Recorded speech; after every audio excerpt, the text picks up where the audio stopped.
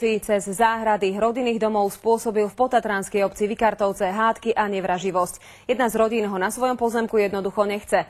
Ešte v lete sa rozhodla potok bez akéhokoľvek povolenia dostať do podzemia. To sa však nepodarilo a spôsobilo to škody susedom.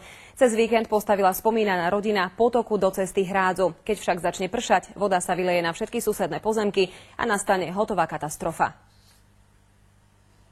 Niekto by dal za to, aby mu tiekol v záhrade potok aj tisícky eur. Manželia Bendíkovci ho vo svojom dvore naopak nechcú. Robia všetko preto, aby sa ho zbavili. Najprv zakopali do zeme rúry, do ktorých chceli potok odkloniť. Betónový múrik na ich začiatku sa však počas silných dažďov stal hrádzou a voda zaplavila všetky okolité pozemky. Ona vôbec s nami nekomunikuje. Jednoducho si zaumienila, ja ten potok zasypem, ja ho nechcem a bodka. Mi povedala takto.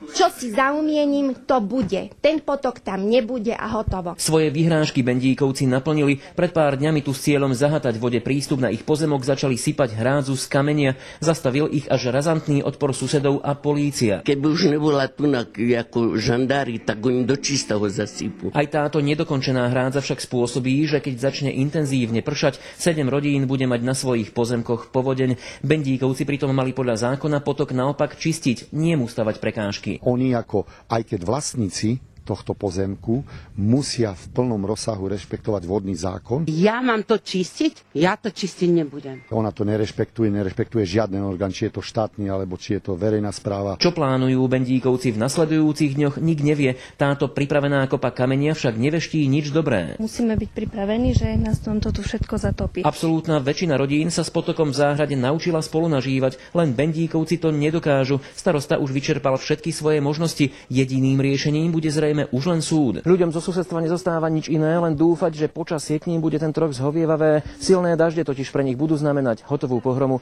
Jozef Slivenský, Teatry.